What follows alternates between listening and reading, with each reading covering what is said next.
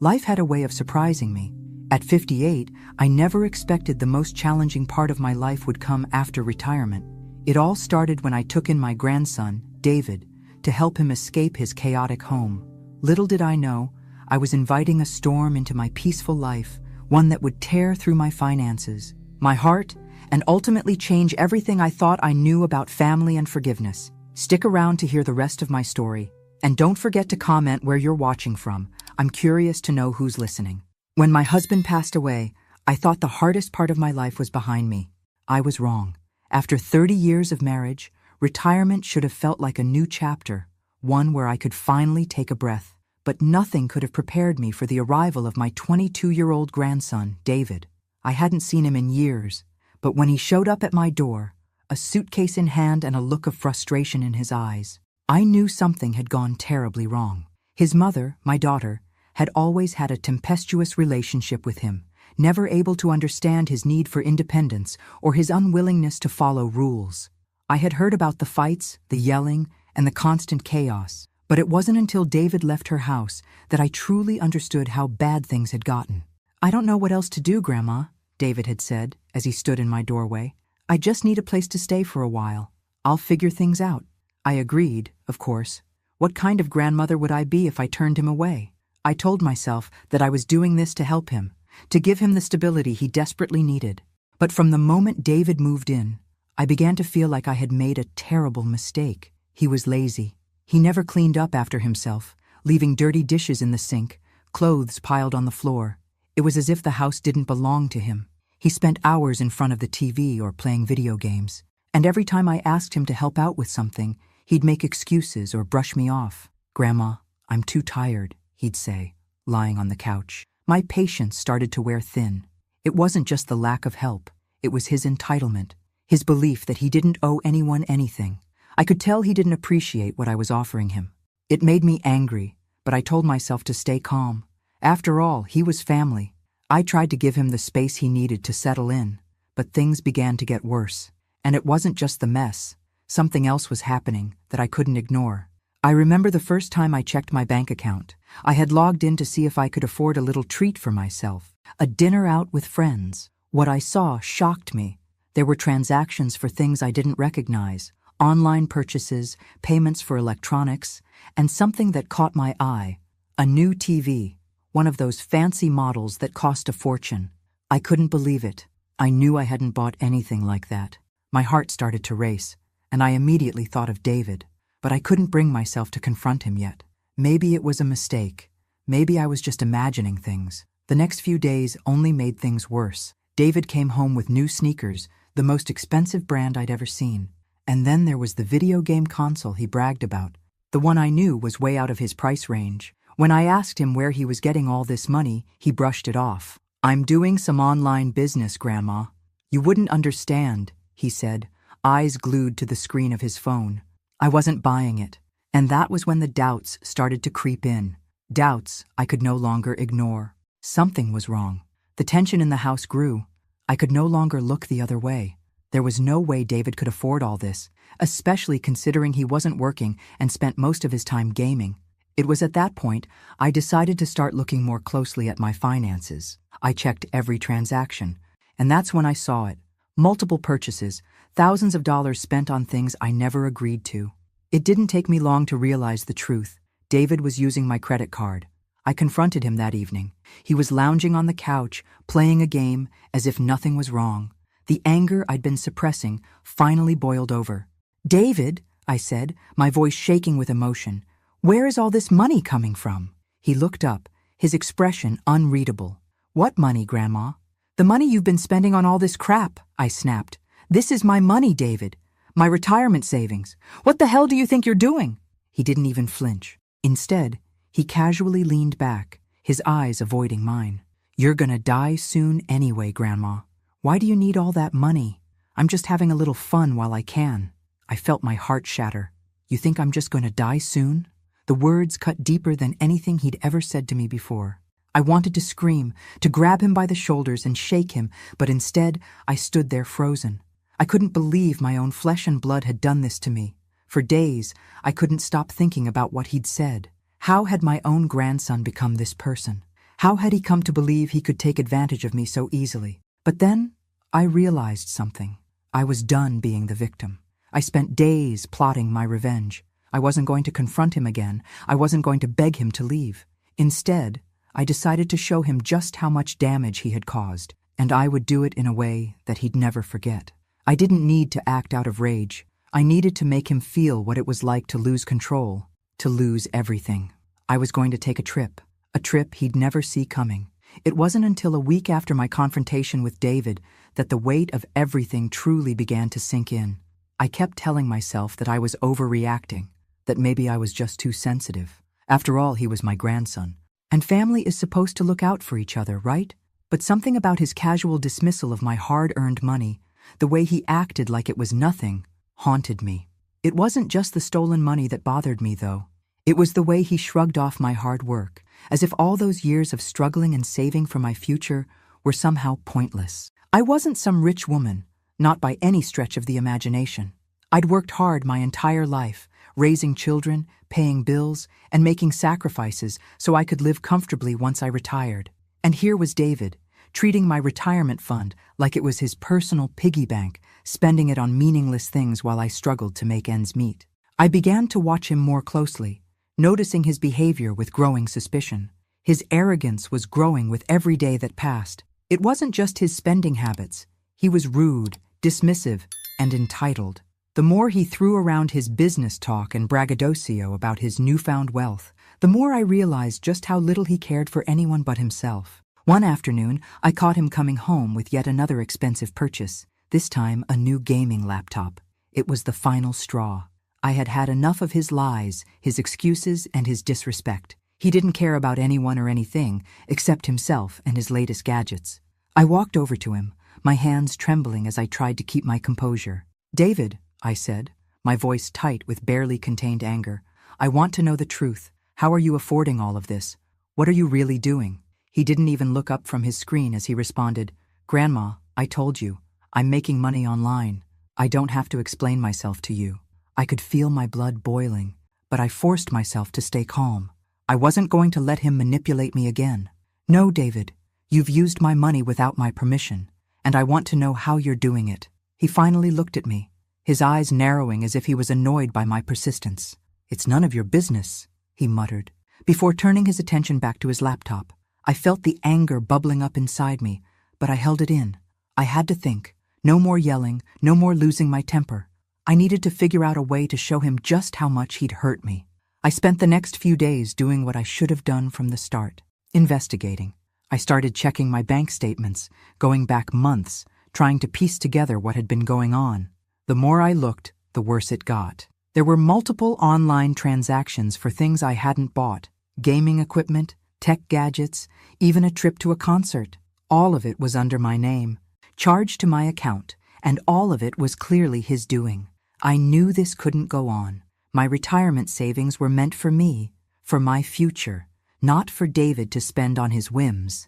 I found myself pacing the living room, feeling the weight of the betrayal settle over me like a heavy blanket. The anger I felt now wasn't just about the money. It was about respect, or rather, the complete lack of it. I had given David a place to stay, a roof over his head, and this was how he repaid me? By stealing from me? I couldn't let him get away with it. But what could I do? He was my family after all. I wasn't a vengeful person, but the idea of him walking all over me, taking advantage of my kindness, made me sick. I had to show him that there were consequences for his actions. It was then that the idea hit me. It wasn't something I'd planned to do, but it was the only thing that seemed to make sense. If David was going to treat me like a fool, I would make him feel the pain of losing something he cared about. I wasn't going to yell, I wasn't going to beg, and I wasn't going to let him off easy. I was going to teach him a lesson he'd never forget, but I needed to be smart about it, quiet, calculated. It wasn't going to be about punishment. It was going to be about showing him the real cost of his behavior. I started planning. It wasn't long before I had everything figured out. I would take the one thing he cared about most, his money, and make him understand exactly what it felt like to lose control. I began to plan a trip, my dream vacation. The one thing I had never allowed myself to take before. I would go to a place I'd always dreamed of visiting, but had never had the chance to. And I would use David's credit card to pay for it all. Every last cent. I knew this would send him into a tailspin. The thought of him losing control of something he thought was his, just like he'd made me feel with my own money, filled me with a sense of quiet satisfaction. I wasn't going to just spend the money recklessly. Though, no, this would be calculated. Every penny would go toward giving me a taste of the life I deserved, without him interfering.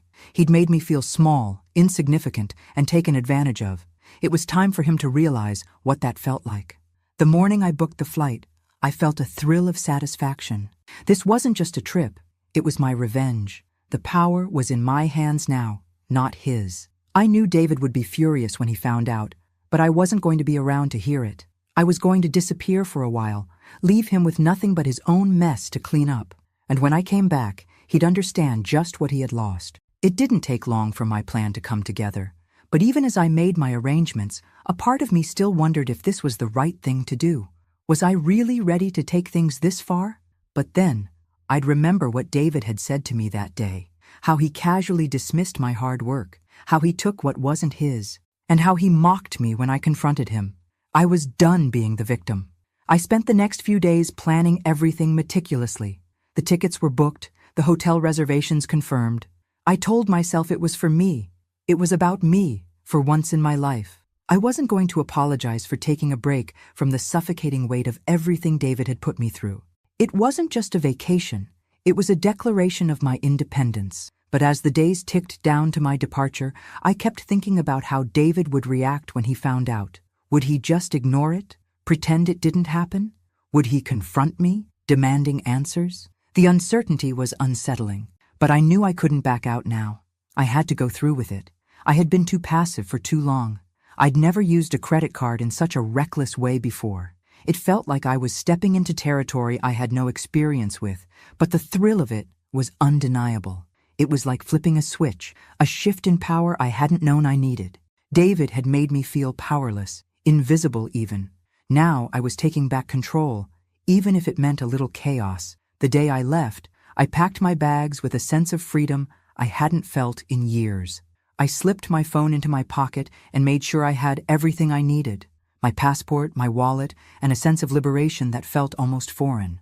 I was finally doing something for myself, something that wasn't about making dinner, cleaning the house, or worrying about everyone else's needs. The flight was long, but the moment I stepped off that plane, I felt something I hadn't felt in a while: joy. The city was alive with possibilities, beautiful architecture, bustling streets, the thrill of something new. I was free. I could feel my chest lifting with each step. I spent the next few days completely absorbed in my own happiness. I ate at restaurants I'd only ever dreamed of visiting, wandered through art galleries, and treated myself to every indulgence I could imagine. For the first time in forever, I didn't have to worry about anyone but myself. It felt liberating, like a breath I hadn't taken in years. But even in the midst of all this, I couldn't help but think about David. He was back at the house, stewing over what I'd done. I couldn't bring myself to feel bad for him, not when I knew he had been taking advantage of me for so long. The idea of him panicking, realizing what had happened, brought a twisted sense of satisfaction. I thought about what he'd say when he found out. Would he yell? Would he beg me to come back and fix everything? Or would he try to turn it all around, pretending like none of this was his fault? I was almost eager to see how he would react. It wasn't until a few days into my trip that I received the first sign of his rage. My phone buzzed as a message from David popped up, his words dripping with anger and disbelief. "Where the hell are you? I'm getting all these notifications about charges on my card. What the hell did you do?" I almost smiled at his tone. It was exactly what I had expected. Outraged, accusatory, with no sense of responsibility for his own actions. He still didn't get it. I didn't respond right away. There was nothing to say that would change anything, no explanation that could make him understand. Instead, I took a deep breath and went about my day. I was determined to keep my peace, not let him pull me back into his drama. For the next few days, his messages became more desperate, pleading even. "You're crazy, Grandma. I can't believe you did this. I'm going to report you to the police. This is theft." I didn't bother responding. His words were just noise now. It wasn't about the money. It was about him finally learning a lesson. He needed to understand what it felt like to lose something, to feel the sting of consequences. By the time I'd fully indulged in my vacation, I had spent every penny of David's card. But it wasn't about the money. It was about showing him that I wasn't someone he could push around. I wasn't going to sit in the background and let him take advantage of me anymore. This was my chance to finally stand up for myself. When I returned home, I felt a mix of emotions: excitement, relief, and maybe a little guilt. I had done something drastic, but it was necessary. Now I had to face the aftermath. The moment I opened the door to the house, I knew something was off. The silence felt heavier than usual. I hadn't expected things to be in perfect order, but I didn't expect the complete chaos that greeted me. There were empty pizza boxes on the floor, dirty dishes piled high in the sink, and crumbs scattered across the couch. It was like a hurricane had come through while I was away. And David, well, he wasn't there. I checked my phone again, seeing several missed calls from him. He was furious. When I finally heard his voice, the rage was palpable. "You're insane, Grandma. You think you can just disappear, spend my money like it's yours? You've completely lost it. I'm going to call the cops. I'm going to make sure they know exactly what you did." I stood there, phone in hand, trying to keep my composure, but I couldn't help the smirk that tugged at my lips. "David," I said, my voice steady, "you need to calm down. It's just a little trip, just a small way of teaching you a lesson. After all, I'm sure you learned something, didn't you?" As I hung up the phone, I realized just how far things had spiraled. What had started as a simple plan to show David that there were consequences for his actions had now become something much larger. Something I hadn't fully prepared for. I wasn't just dealing with the money, I was dealing with the emotional wreckage of a relationship I didn't know how to fix. But what I did know was this: I wasn't going to back down. David was going to have to face the consequences of his actions, and I wasn't going to apologize for giving him the wake-up call he so desperately needed. The ball was in his court now, and there was no turning back. I had done it. I had taken the trip I dreamed of, used David's money, and in doing so, felt a wave of power and freedom I hadn't experienced in years. But when I returned, the full weight of my actions began to settle on me. I wasn't sure how far I was willing to go in this battle with my own flesh and blood. The thought of what David would do when he found out gnawed at me, but I convinced myself it was worth it. He needed to understand the real consequences of his behavior. What I hadn't anticipated was the sheer rage that would consume him once he realized what had happened. When I walked into the house, the mess was exactly what I'd expected, only worse. Pizza boxes, dirty laundry, wrappers, and cans strewn across the floor. The house was in disarray, but worse than the mess was the silence, an unsettling, oppressive silence that only made the whole thing worse. David wasn't there. I checked the kitchen, checked the living room, but he was nowhere to be found. I wasn't sure whether to feel relieved or anxious, but I knew that when he found out what I'd done, everything would explode, and explode it did.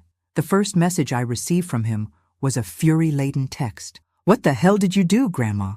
I'm seeing all these charges on my card. Where the hell are you? What did you spend my money on?"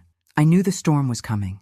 The part of me that had enjoyed my vacation now felt the sting of anticipation. I didn't even bother responding at first. I wasn't going to give him the satisfaction of seeing me react to his tantrum. I had done this for me, and I wasn't about to let him turn the tables on me. Minutes later, my phone rang. I didn't answer. Instead, I let it ring out. It was his voicemail. I figured he'd get the message eventually. An hour later, I received another message. "You're a crazy bitch, Grandma. I'm reporting you. You've stolen from me, and I'll make sure you pay for this." The arrogance in his words nearly sent me into a rage. Who did he think he was? He was the one who had crossed every line first. He was the one who had taken my money, used my credit card, and spent it recklessly. And now he was trying to twist this into something I'd done? I stood there, phone in hand, gripping it tighter with each passing second. The urge to call him back, to put him in his place, was almost too much to bear. But I stopped myself. I knew what I had to do next. Later that evening, when the house was quiet and the reality of my absence settled in, I got another call. This time, I answered. "Martha," his voice crackled through the speaker, thick with anger.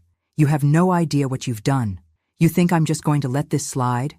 You've gone way too far." The words stung, but I held my ground. "I haven't gone far enough, David," I said, my voice as steady as I could make it. "You think you can walk all over me? You think I'd just stand by while you steal from me? I'm teaching you a lesson, whether you like it or not." He let out a sarcastic laugh. "A lesson? Really? You're the one who needs a lesson, Grandma. You're losing your mind. I'm going to sue you, and then you'll see who's laughing." It hit me. He truly didn't understand what he had done to me. He still thought this was about money, about something trivial, but it wasn't. This was about respect, about setting boundaries and finally standing up for myself after years of being ignored, walked all over, and disrespected. "David," I said, my voice still calm, but firm, "I'm not afraid of your threats. I'm not afraid of your tantrums. You want to sue me? Go ahead. But before you do, you need to ask yourself, how did we get here? Why did I feel the need to do this? What does it say about you that I had to go to these lengths just to get you to understand?" There was silence on the other end for a long moment, the kind of silence that made my heart race. Then he spoke again, his tone quieter, but still sharp. "I don't need your lectures, Grandma. I'm done with you. I'm going to make you regret this. You'll see. I'll have you kicked out of this house. I'll make sure you pay." I could feel the heat rising inside me, the fearlessness that had taken root during my trip growing stronger. "David," I said slowly, "I think it's time for you to leave. This house is mine, and I don't want you here anymore. I don't care if you stay with your mom or find another place. You're not welcome here anymore." His voice exploded on the other end of the line. "What? You think I'm just going to leave? You can't do this. This is my house too." "No," I replied, my voice steady. "It's my house. You've been living here on my kindness, but you've crossed the line. It's time for you to go. Pack your things, David. I'm not asking anymore." The sound of him slamming the door was all the confirmation I needed. He had left, but that didn't mean it was over. In fact, it had only just begun. The following day, he was back. This time he had a threatening letter in hand, one that he had no doubt written himself, claiming that I had stolen from him and that he was planning on taking me to court for what I had done. He even threatened to call the police, but I didn't panic. I wasn't going to let him bully me anymore. I stood my ground, refusing to let him manipulate me into submission. "I'm not going anywhere," I said, looking him straight in the eye as he waved the letter in front of me. "You're the one who has to leave. You're the one who's been taking advantage of me, not the other way around. It's time for you to face the truth, David." But he wasn't ready to face the truth. Not yet. And as much as I had hoped he would, I knew the reality. David still saw himself as the victim in this story. But that was something I was about to change. One final, irreversible step at a time. The battle had only just begun, but one thing was clear. I wasn't going to lose this time. I never expected that the moment I stepped onto that plane, the freedom I felt would stay with me for the entire trip. The relief of finally being away from David, from all the mess he'd brought into my life, was intoxicating. I could almost feel the weight lifting off my shoulders as the wheels of the plane left the ground, taking me far away from the chaos I had been living in. It was just me now, in a world where I was in control. The first few days were bliss. I explored the city like a woman half my age, walking down cobbled streets, indulging in delicious food, and losing myself in a world of vibrant colors and endless possibility. For the first time in years, I felt alive. I wasn't the tired grandmother constantly cleaning up after her ungrateful grandson. I was Martha, a woman who was capable of enjoying life on her own terms. I stayed in a beautiful hotel with a view of the ocean, indulging in things I never would have allowed myself before. No guilt, no restrictions, just pure freedom. And every purchase I made, every luxury I experienced, was paid for with David's money. I wasn't spending recklessly. I was living my dream, using the means he'd stolen from me to show him what it felt like to lose control. But even in the midst of the excitement, there was a voice in the back of my mind. What was David doing back home? Had he figured out by now what I had done? What would happen when I returned? Would he confront me? Would he be furious? And most importantly, did he deserve forgiveness? The first message from him came on the second day of my trip. I had been prepared for it, but seeing his name flash on my phone still brought a surge of adrenaline. "Grandma, you can't just do this. You've ruined everything. I don't know what I expected from you, but this is too far. When I get back, you'll regret it. I'm taking this further. Don't think I won't." I let the message sit there for a while, not replying. Part of me wanted to respond, to let him have a piece of my mind, But I knew better than to engage with his threats. He was already showing his true colors: angry, bitter, manipulative. And I had learned from him that silence was often the most powerful response. I turned the phone off and went back to my day, walking through museums, sipping coffee at little sidewalk cafes, and basking in the feeling of being completely removed from everything that had tied me down for so long. By the time I reached the final leg of my trip, I felt like a completely different person, renewed, reborn. My days were no longer dictated by the chaos of David's presence. I had nothing but time to reflect on the choices I had made, the pain I had endured, and the way forward. As much as I loved every moment of the adventure, there was a part of me that knew I couldn't keep running. I couldn't keep hiding. I needed to go back, face whatever consequences awaited me, and finish this. But not out of fear. No, I wasn't afraid anymore. I was ready to take the next step in reclaiming my life. I had one more decision to make. Would I let David back into my life, even after everything he had done? After all the lies, the disrespect, and the betrayal? The day I arrived back at the house was unlike any other I had ever experienced. The silence was heavier this time. David was nowhere to be found, and the house was eerily quiet, almost too quiet. I dropped my suitcase on the floor, feeling a mix of exhaustion and anticipation. I pulled out my phone, and sure enough, there was a message from him. I read it in one go, but I couldn't help but feel a sense of finality in his words. "I'm coming for you." That was all it said. My heart raced as I read it. I knew David had always been reckless, but now it felt like he had crossed a line. He was dangerous. There was no turning back from this. But what did he expect me to do? He thought I was afraid of his threats? I didn't have time to waste. I went through my mail, sat down, and took a deep breath. This was it. The moment everything changed. I wasn't going to back down. David needed to learn. He needed to face reality. I called a lawyer. I needed to make sure I was prepared for anything that came my way. I wasn't the same woman who had let him walk all over her. I had my rights, and if David thought he could intimidate me, he was sorely mistaken. The next few days were a blur of messages from David, each one more desperate than the last. He continued to threaten me, claiming he was going to take legal action, that he'd go to the police, that I would regret this. But each time I saw his messages, I felt a sense of calm wash over me. I didn't feel guilty for what I had done. I had taken his money, yes, but it wasn't about the money. It was about respect. It was about teaching him that there were consequences for his actions, and if he couldn't see that, then there was no place for him in my life anymore. Finally, the confrontation came. David showed up, not at the front door, but in the backyard, waiting for me. His face was flushed with anger, his eyes narrowed with hate, but there was something else, too, something deeper, more vulnerable, that I hadn't expected to see. "You think you're the victim, don't you?" he shouted. "You think that just because you're older, you can pull this crap and get away with it? You think I owe you something?" I stared at him, taking in his words. His anger was palpable, but underneath it, there was a hint of fear. He had never been scared of me before, but now, for the first time, it seemed like he realized just how far I had gone. And that, in itself, was a victory. "No, David, you owe me nothing," I said, stepping forward. "But you owe yourself a lesson. I've spent my life taking care of everyone else. Now it's time to take care of me." He didn't know what to say to that. For a moment, he just stood there, staring at me. Then, without a word, he turned and walked away. It wasn't over yet. I knew there would be more to come, but for the first time in a long while, I felt a sense of peace. I had stood up for myself, and no one, not even David, could take that from me. I knew David would eventually come back. I knew the moment I set foot on that plane that I was setting into motion a series of events that couldn't be undone.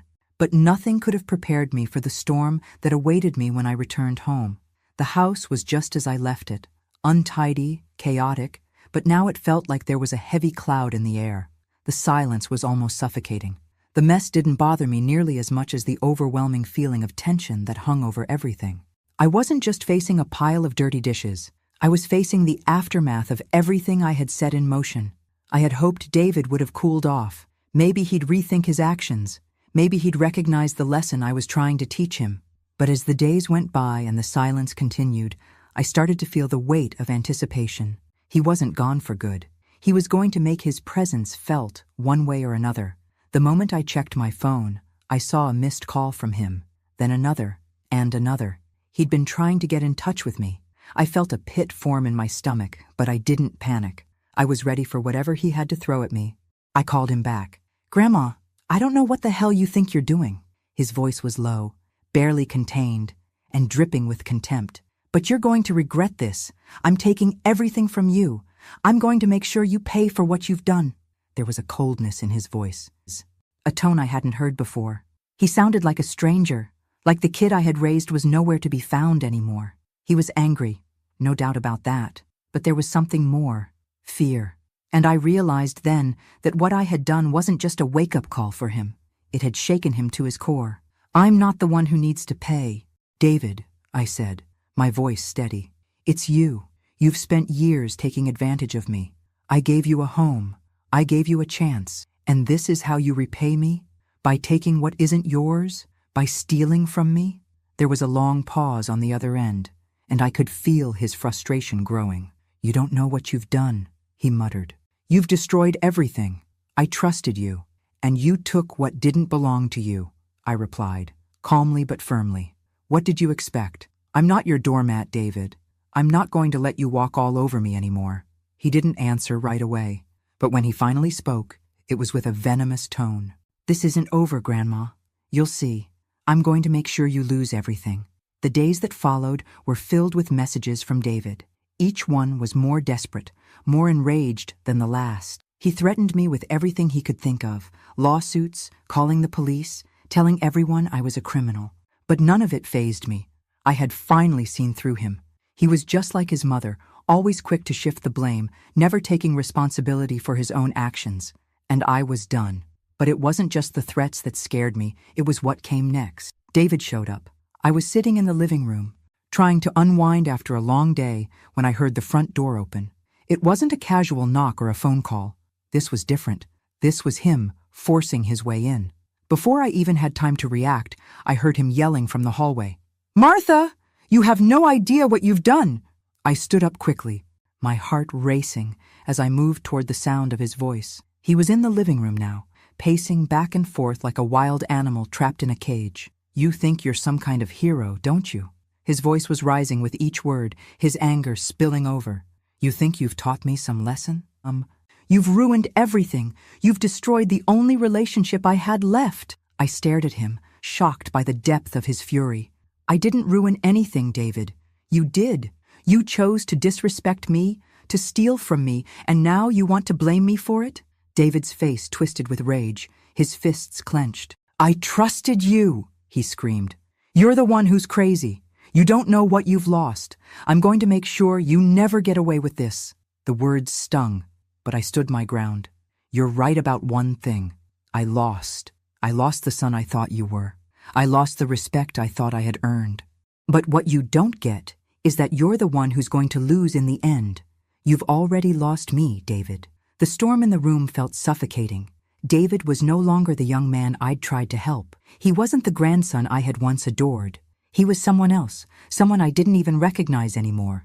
And I realized then that there was nothing more I could do for him. He had to figure it out on his own, just like I had to figure out how to live my life without constantly putting others first. He stood there, panting, his face flushed with rage, and then, without another word, he turned and stormed out of the house, slamming the door behind him with a force that rattled the walls. I stood in the living room, breathing heavily. The confrontation, though intense, had brought me a strange sense of relief. The battle had been fought, the lines had been drawn, and now it was over. At least I thought it was. The next day, I received another call from David, but this time it was different. His voice was subdued, quieter. "Grandma," he said, his tone unexpectedly calm, "I don't know how to fix this. I don't know how to make up for everything I've done." I was silent for a moment. His words hung in the air between us, uncertain. "David," I said, my voice soft, "you can't fix everything, but you can start by admitting you were wrong." There was a long pause before he spoke again. "I was wrong, Grandma. I've been selfish. I've hurt you, and I don't know how to make it right." His apology, though long overdue, was a step in the right direction. But I knew that it wasn't the end of our journey. There would be more to this story, but for the first time, I felt like I had some control over what came next. The next few days were filled with silence. No more threats, no more messages. I didn't know where David was, but I knew I had done what I needed to do. David had a long road ahead of him, but I had finally found the strength to stop enabling him. I couldn't save him from himself anymore. I had to save me. I woke up the next morning, feeling like I had taken a breath I didn't know I was holding. The events of the past few days had drained me emotionally, but also filled me with a sense of accomplishment. For the first time in a long time, I wasn't carrying the weight of someone else's choices on my shoulders. I wasn't going to fix David's problems anymore. As much as I had hoped for a peaceful resolution, I knew deep down that this wasn't over. Not yet. David's rage had been palpable, but so had his guilt. He knew he had gone too far. I could feel it in his voice during that brief apology. The vulnerability, the admission of fault, even though he'd been unwilling to fully accept it before. I couldn't help but wonder, had he really learned anything? Or was this just another cycle of empty promises and unkept resolutions? I had spent years hoping he would grow into the man I always wanted him to be, but I had to face the painful truth. He wasn't that man yet. Days turned into weeks, and the silence between us grew heavier. I didn't hear from David. Not a call, not a message. I had to admit to myself that a part of me feared he was gone for good, that my actions had pushed him over the edge beyond repair. I couldn't tell if that thought relieved me or devastated me. But then, late one night, just as I was about to turn in, my phone buzzed on the kitchen table. I froze for a moment before I picked it up. It was a message from David. "I'm at the door. I need to talk to you." I stood still, staring at the screen. What now? I took a deep breath and set the phone down. For a long moment, I thought about ignoring him. I had made my peace with the idea that we might never speak again. But then, I realized I had to face him. Not because he deserved it, but because I needed to face him. It was time to stop running from this. When I opened the door, David was standing there, his face a mix of exhaustion and regret. He was different somehow, less like the arrogant young man who had stormed through my life, and more like a young adult who had seen the consequences of his actions in a new light. "Grandma, I know I've messed up," he said, his voice quiet, almost fragile. "I've been thinking about everything, about the money, the way I've treated you, and I know I don't deserve your forgiveness. I don't even know if I deserve to be here. But I'm asking for another chance. Please." I didn't know how to respond. I could see it in his eyes, the genuine sorrow, the awareness of how deeply he had hurt me. But a part of me hesitated. I wanted to forgive him. I really did. But the scars he'd left behind weren't so easily healed. "David," I began, my voice soft but firm, "I don't know if I can forgive you yet. You've hurt me in ways I never imagined you could, and you've pushed me to my limit." He nodded, taking a step closer, though he stopped short, as if unsure how much space he should take. I know, and I'll do whatever it takes to make it right. I've been to rehab. I've started working, really working, to turn things around. I just wanted to show you that I'm trying. I'm really trying." For the first time, I could see the weight of his past decisions in his eyes. He had changed, or at least, he was starting to. "I'm not going to pretend that everything is just going to go back to normal," I said, the words coming out slower, more deliberate. "But I've realized something too. I've spent my life taking care of everyone. I never took care of myself, and now I need to make that a priority." David stood there, silent, giving me the space I needed. I could see the hurt in his eyes, but there was something else there. Hope. It was clear that, despite everything that had happened, he still wanted to be part of my life. He still wanted a chance to prove that he wasn't the person he used to be. "I can't promise you anything, David," I continued, my voice wavering slightly. "I can't promise I'll forget what you did, or that I'll ever fully trust you again. But I'm willing to try. I'm willing to see if we can rebuild what was lost." He nodded, a small but genuine smile tugging at the corners of his lips. "That's all I'm asking. I just need you to believe that I'm different now. I'm not the same person who walked out of here before." I studied him for a moment. He wasn't the reckless, arrogant young man who had spent my money without a second thought. There was something in him now, something like regret, something like a desire to make things right. I wasn't sure if that was enough, but it was a start. "All right," I said finally, opening the door wider. "Come in. We'll take it one step at a time." That night, As we sat down together at the kitchen table, I realized something important. This wasn't the end of the story. It wasn't the end of the mistakes, the hurt, or the healing, but it was a step towards something new for both of us. David wasn't the perfect grandson I'd always imagined, and I wasn't the perfect grandmother. But somewhere between the pain and the pride, there was a path forward. Maybe it was long, maybe it would be difficult, but I was willing to walk it. And for the first time in a long while, I felt a sense of peace. It wasn't about forgiving him instantly. It wasn't about pretending everything was okay. But it was about understanding, about recognizing that people could change, even if it took time. David had started his journey of redemption. I was starting mine. And this time, we would do it on our own terms. The following weeks were tense, but not as explosive as I had expected. David had moved back in. Though he spent most of his time out of the house, working hard to keep himself busy, he was trying, really trying, to show me that he was different. He cleaned up after himself without me asking, cooked meals for the both of us, and started saving up his own money rather than relying on mine. The subtle shift in our dynamic was palpable. It wasn't that everything was perfect or even close to it, but there was progress, a small but significant change, and I felt it, deep down. For the first time in a long while, I didn't feel like I was carrying him. I wasn't his crutch anymore. David and I had long conversations late at night, the kind of conversations I had avoided having for years. We talked about the past, about his mistakes, about my own regrets, and I realized that, just like him, I had my own issues to work through. For so many years, I had ignored my own needs, my own desires, always putting everyone else first. I had spent my life taking care of my children, my family, my friends, and in the process, I had forgotten what it was like to take care of myself. I had allowed David to take advantage of me because, in a way, I had let him. I wasn't just the victim in this story. I had played a part in the dynamic we had created. I think David's realization of his own shortcomings came in bits and pieces. One evening, after a long shift at work, he sat down next to me at the kitchen table, his hands folded in front of him. He looked at me for a long time, almost like he was studying me. "Grandma," he started, his voice hesitant, "I don't know if you'll ever really understand how sorry I am for what I did. I've thought about it every single day since I left. I was so selfish, so immature. I thought I was invincible. But you were right. I was just running away from everything. And you, well, you were always there, trying to make everything better for everyone else, including me." I met his gaze, feeling a mix of emotions swirl inside me. Sadness for what he had been through, but also a certain pride. This was the David I had hoped to see, the one who finally understood the damage he had caused. He wasn't there yet, but he was trying. "I know, David," I replied, my voice gentle but firm. "And I appreciate that, but we both have a long road ahead. It's not just about saying the right words. It's about proving it every day. You've hurt me, and I can't just forget that. I need you to show me that you're willing to work hard to rebuild what we've lost. It's going to take time." His face softened, and for the first time, I saw a glimmer of hope in his eyes, a hint of the person he could become.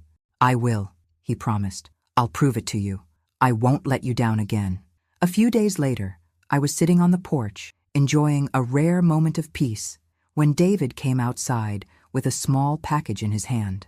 I looked up at him, curious. "What's this?" I asked, a little surprised by his sudden appearance. "I know it's not much," he said, handing me the package with a shy smile. "But I thought maybe it could be a start, a way to show you I'm trying to make things right." I took the package from him, unwrapping it slowly. Inside, I found a beautiful necklace, delicate and simple, with a small pendant shaped like a heart. It was understated, but it felt meaningful in its simplicity. "David," I started, my voice catching slightly. I wasn't sure what to say. It wasn't the gift that mattered. It was the gesture, the thought behind it. "I know it's not much, but I just wanted you to know that I'm thinking about how I can show you that I'm changing," he said, looking down at his hands. "I'll keep showing up, I promise." I smiled softly, a tear escaping from my eye before I could stop it. "You've already shown me more than you know." The days went by in a quiet rhythm, the kind of peace I hadn't had in years. David continued to work hard, both at his job and at rebuilding his relationship with me. We spent time together in the evenings, sometimes talking about everything and nothing. He helped me around the house, offering to cook dinner or take care of the yard work. We didn't talk much about the past anymore, but I could feel the shift between us, the slow mending of our broken bond. Still, there were moments of doubt, moments when I wondered if it would all unravel again. But then I'd remember the apology, the change in him, the small acts of care and respect, and I began to trust again, slowly but surely. A month later, we sat together at the kitchen table having dinner. The silence between us wasn't uncomfortable, it was peaceful. For the first time in a long while, I felt like family again, like we were starting to rebuild something real.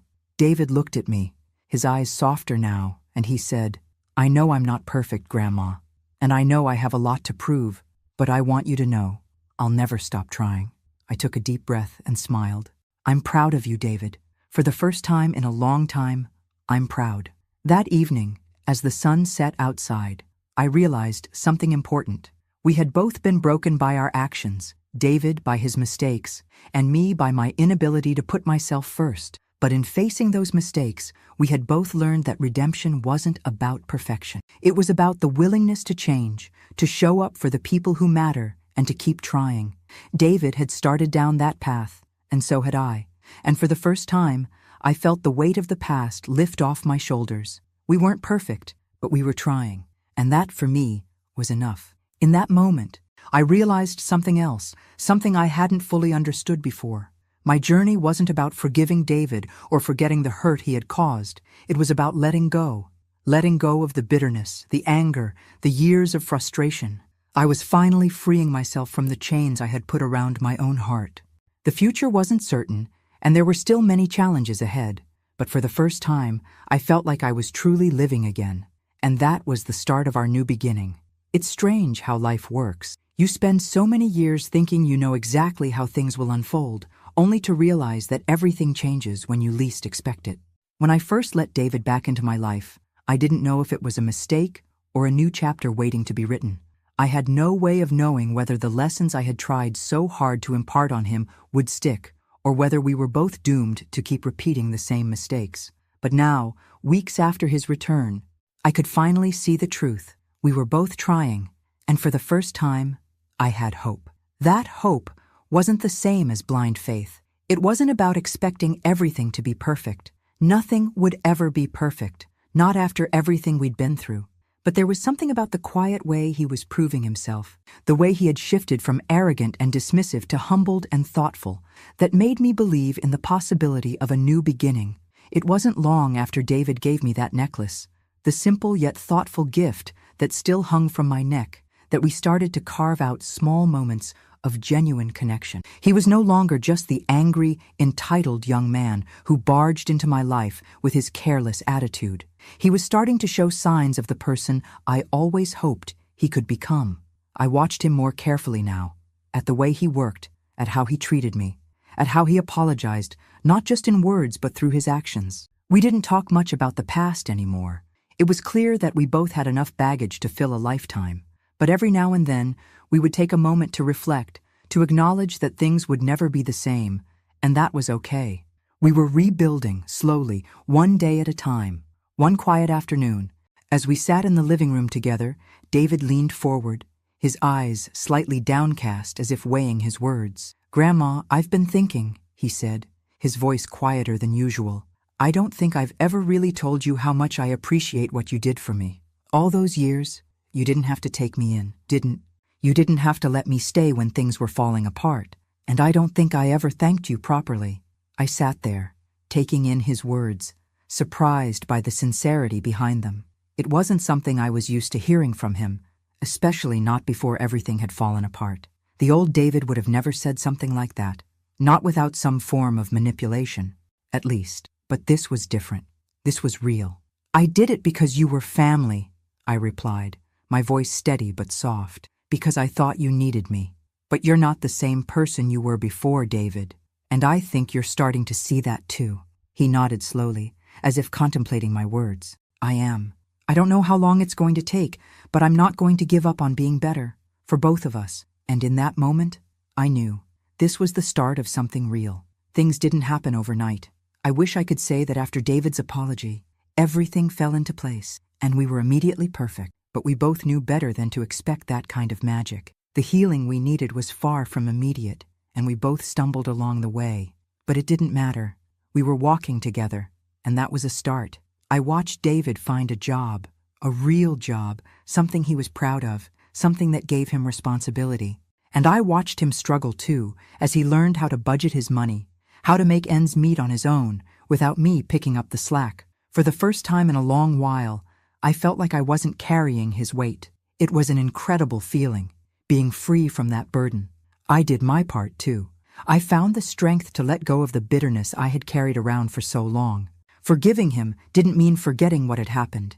It didn't mean everything was magically okay, but it did mean that I was no longer letting the past poison my every thought, and that felt like a victory in itself. One evening, as we shared dinner together, the conversation turned to something I hadn't expected.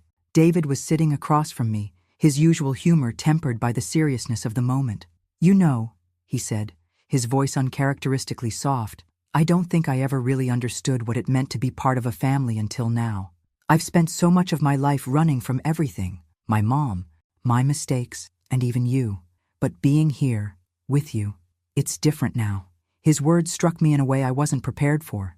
In that quiet moment, I saw him, really saw him, for the first time in a long while. He wasn't the angry, entitled young man I had taken in. He was growing, slowly but surely, and that growth mattered more than anything else. "I don't expect everything to be easy," he continued, looking down at his plate, his fingers tracing the edge of his glass. "But I want to be better, for you, for myself. I'm not perfect, and I don't know if I ever will be, but I'm going to keep trying." Tears welled up in my eyes, though I quickly blinked them away. I had never wanted anything more than this moment of genuine connection. "I believe you, David, and I'm proud of you. But remember, you don't have to do it alone anymore. You have a family now, and that's not something you have to run from." We both sat in silence for a few moments, the weight of his words sinking in. And for the first time in a long time, I felt like we were both on the same path, walking towards something better. That night, as I sat in my favorite chair, watching the evening sky grow darker, I couldn't help but reflect on how far we had come. When David first arrived at my doorstep, I never imagined it would lead to this peace, this sense of mutual respect. But it had. Slowly, painfully, but steadily, we had both found a way to rebuild our relationship. The road ahead wouldn't always be easy, and there would be bumps along the way. But for the first time in years, I felt hopeful. Maybe things didn't have to be perfect. Maybe it was enough that we were trying, and that we were together. And maybe, just maybe, that was all we really needed. The past would always be part of our story. But as the sun dipped below the horizon, I knew that today, this moment, was what mattered most. And for the first time in a long time, I felt like I could finally breathe. I had to admit, things were starting to settle. David had been back for months now, and while I wouldn't say everything was perfect, it was better. He was working full-time, paying his own bills, and more often than not, he was the one asking how he could help around the house. The days of being a passive observer in my own life were behind me. But of course, it wasn't all sunshine and rainbows. Even as David tried to prove himself, I had to come to terms with a painful truth. The trust between us wasn't something that could be rebuilt overnight. No matter how hard he tried, there would always be that lingering shadow of what had happened. I couldn't forget the betrayal, the lies, and the years of him using me as an easy target. That night, as I sat at the kitchen table drinking my tea, David came in, a little out of breath as though he had been rushing to get home from work. "Grandma," he said, his voice quiet, almost uncertain. "Can we talk?" I set my cup down, watching him carefully. There was something different about his demeanor tonight. He didn't have that cocky, I'm in control attitude he used to wear like armor. This time, he seemed vulnerable. "Of course," I said, motioning for him to sit across from me. "What's on your mind?" He hesitated, running his hands through his hair before taking a seat. "I've been thinking a lot about everything, about how I've treated you, about how I've messed up." He paused again, as if he were searching for the right words. "And I just want to tell you that I'm really sorry." I studied him carefully. David wasn't a man of many words, certainly not of meaningful ones. And yet, I could see it in his eyes. Something had changed. There was guilt, but there was also a hint of something else.